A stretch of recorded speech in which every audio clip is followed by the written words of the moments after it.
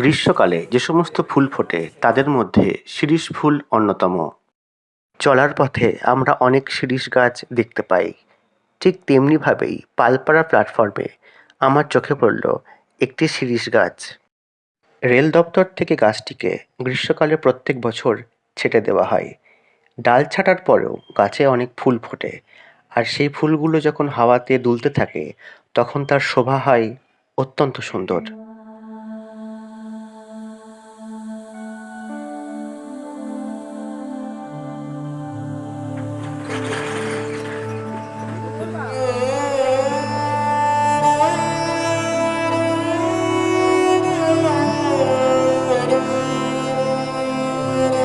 একটা শিরীষ গাছ অনেক বড় হয় এবং চারিদিকে ডালপালা ছড়িয়ে অনেকটা জায়গাকে দখল করে রাখে।